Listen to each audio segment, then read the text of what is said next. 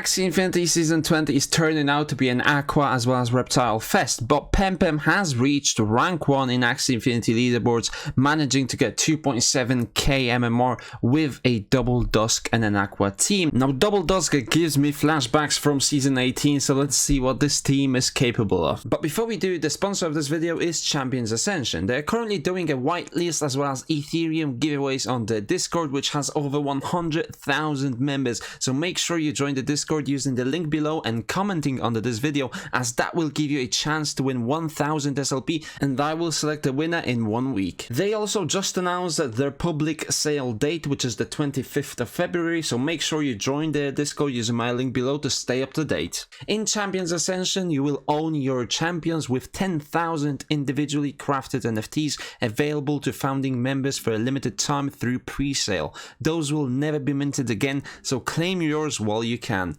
Now the founders side of Champions Ascension is also very interesting because they are being developed by Jam City, which is an award-winning mobile entertainment company. And remember MySpace? Yeah, that social media site that was massive. Those are the same guys, as you can see here. Chris as well as Aba are former MySpace co-founders, and then Josh is a former 20th Century Fox executive, so you know the team is solid. In the roadmap you can see that early 2022 focuses on the investor side, such as private sale, public sale, token and staking release, and then the gameplay functions come in. Those include staking gameplay, MVP gameplay, battle modes, gear forging and lands gameplay coming towards the mid and later parts of 2022. If you are a Prime Eternal owner, you will have the following perks: champion enhancement. Prime Eternal champions are the only ones that come with unique visuals, special user access to services and content. Prime Eternal Champion is your access pass to exclusive rewards and services, and token loot drops. For each Prime Eternal Champion that you hold will earn you land tokens and diamond hand tokens daily. So once again, thank you to Champions Ascension for sponsoring this video. Make sure you join their Discord server where they are giving away Ethereum and whitelist spots, and don't forget to use the link down below to do that, and commenting on this video to have a chance to win 1000 SLP. So in game number 1, Pempem is facing versus the almighty backlane Reptile, and now the front lane is very interesting when it comes to the Dusk. It does have the Caterpillar, it does have a Sandal, and it does have a Goat, a very high damage Bug and Beast cards, which also have relatively high shield. So it's an incredibly unique Dusk that has become the meta because it does deal extra damage to a plant, and those are the Axies that you usually find on the front lane, as double anemone is no longer the meta as well. And if you do find a double Bug team, then the Sandal is obviously going to be fine. Now the mid lane does have a Razorbyte. I think people are sleeping on Razorbyte, especially with the meta right now being quite heavy towards Aquas. Having a Razorbyte and a Bumpy will allow you to kill through those. So let's see how Pempem deals with this team. Round 1, very aggressive double Goat and a Caterpillar will be able to take down the leftover energy that his opponent had, and with the Caterpillars he actually deals 129 damage, which is quite high, and the opponent does go for a Sandal himself. Unfortunately, he doesn't even do that much damage. Kotaro does manage to get some value from us because front lane Dusk is quite speedy, so having a slow Reptile at the back with Kotaro, he's always going to get that value. Round 3, going for the Spiky Wing, Razorbyte and a Sandal, almost enough to take down this plant, but with the help of a Sandal from the front lane Dusk, this plant finally goes down. Now when it comes to the energy state, it's relatively even. Pempem does go for the double Koi, 129 damage each. Now Acro Piranha Scarab finally takes down the front lane Dusk of Pempem, and he also gets the Nemo for the extra energy. Scaly Spoon does get a little bit of chip damage on our mid lane Dusk. Now in round 5 we do have, I believe, 4 energy, so double Piranha and then Naranda, just enough to take down this Aqua. He does go for the Acro.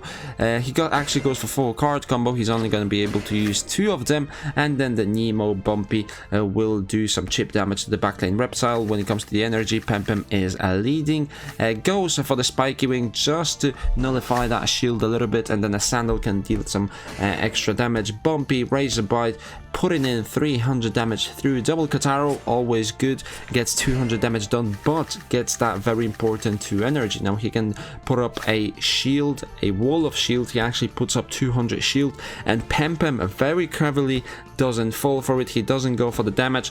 What he just goes for is a double Nemo, and he's just patiently waiting for the Spiky Wing to come through for his Aqua, and then he can play Spiky Wing, highest amounts of damage that he can, which is the double Piranha and then Oranda, or double Oranda, either way is fine. With the double Piranha, have a little bit more shield, and that's going to be enough to take this reptile down. So well played from Pempem to wait for that Spiky Wing towards the end, and also taking down that Aqua where he used 4 cards, but he was only able to play 2.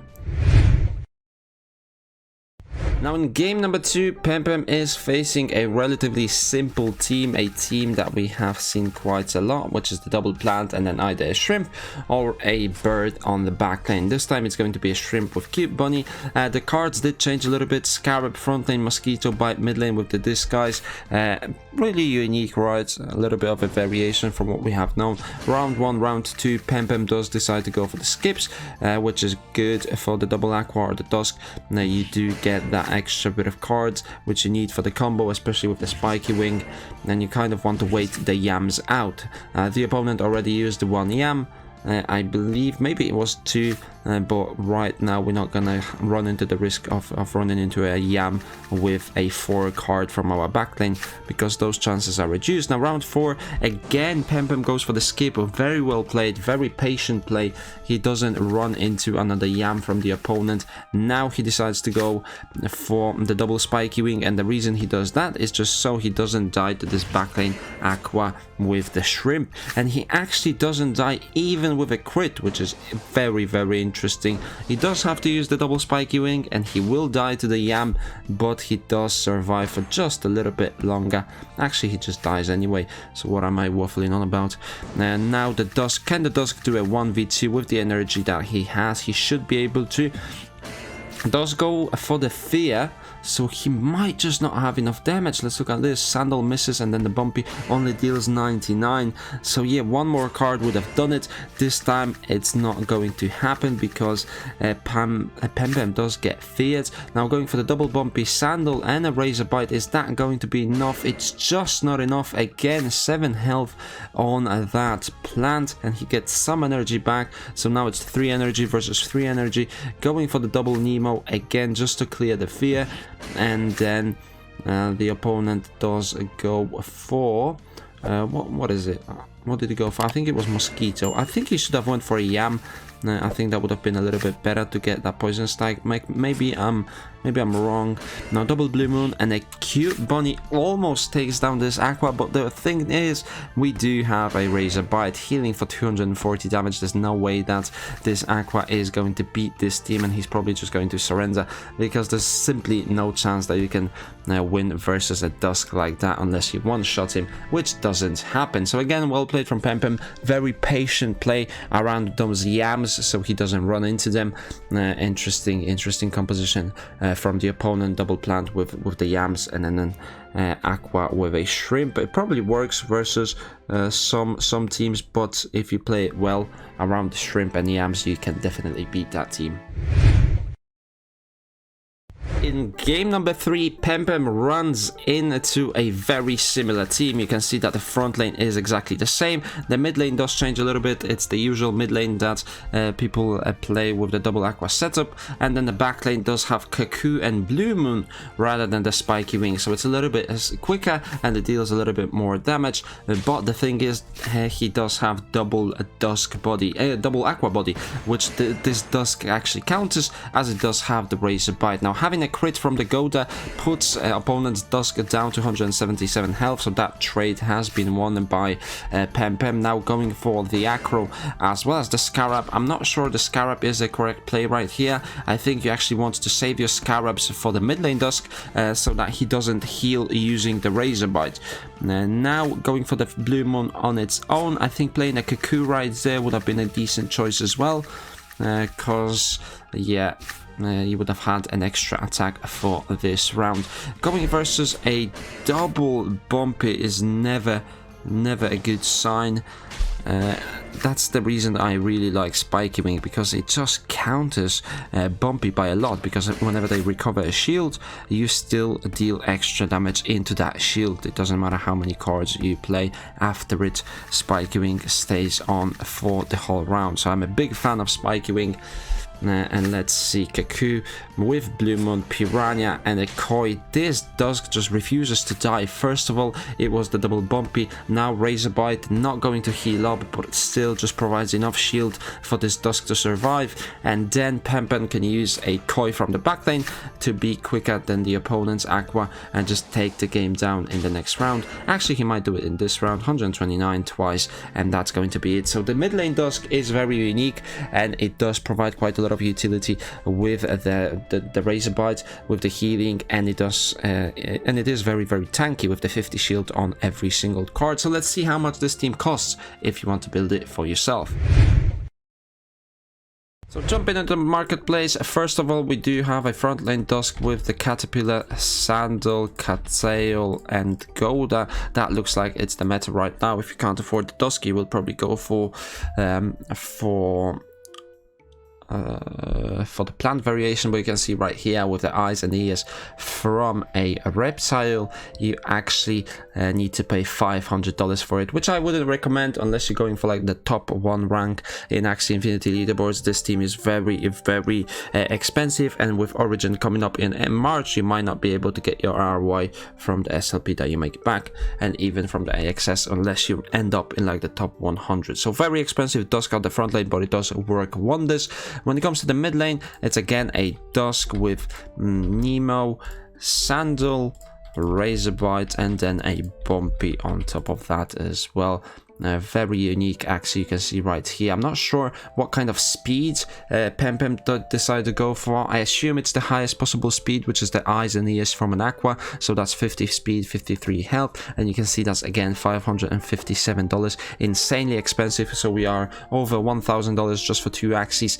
I wouldn't recommend purchasing that, but if you want to have some fun, then obviously go ahead. And the backlane Aqua should be relatively cheap right now. It was quite expensive last season, but it looks like it dropped in price, and we go for the Koi, the Piranha, as well as the Oranda for the highest possible damage. Let's see how much that costs. With 54 speed, we want to get it highest possible speed, and that's going to be $227. So that's how much you have to pay for that one right now.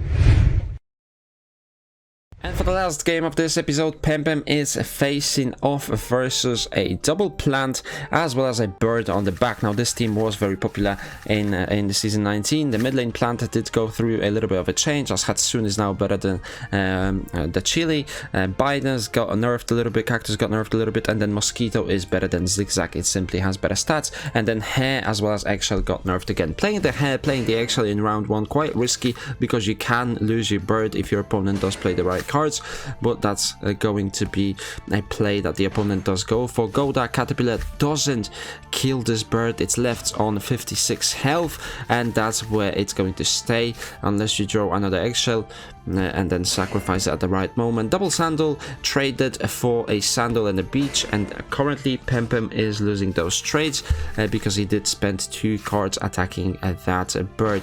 Now a Goda is going to get some value, getting that energy lowered, but the opponent does draw 2 extra cards for it, which is usually really useful. Now the double Balloon, he can finish that Dusk off for free and then skip around, and it's going to be 5 energy versus 4 energy around 5. Hair, Peacemaker and Eggshell to sacrifice this bird. Finally, you can see right here putting up a lot of damage, over 300 damage, and then 4 cards are gonna go into this bird, and the front lane plant can then go for some value as well. I believe that's a Goda and a Sandal queued up, so you can see right here putting it down to 90 health, and we have plenty of cards on the mid lane plant to play about 1v2 if there's a need to do that. So you can see right here Razorbyte, Bumpy and a Sandal actually going to put up quite a lot of damage, but the opponent does have a double Mosquito already lined up. With a double Bidens, he's going to be able to heal heal all of that up. 96 twice, he's back to 360 health, and all he has to do is just play one Hatsune so that Pempem cannot play Oranda as well as Spiky Wing in the next round. And if you cannot play Spiky Wing, you're not gonna beat a plant because he can just put up quite a lot of shield, and that's going to be it. 71 twice, 142 damage, and heal for 140, and all he has to do right now is play one Hatsune for the shield, and then he can go for the double binders as well. I believe he could have went for a cactus to actually get a kill right here, but he does play it quite safe. He does play the Hatsune, so he actually doesn't die. And now just the highest amount of shield. You could even go for a double Hatsune if you are worried, if you did miscalculate energy, but he does go for the cactus and the Hatsune to take the win over Pempem. So unfortunately finishing off on a loss, but that's the way it is. If you guys enjoyed this episode, give this video a thumbs up, subscribe to the YouTube channel for daily playthrough content, and comment down below what do you think about this team, and I'll see you in the next one.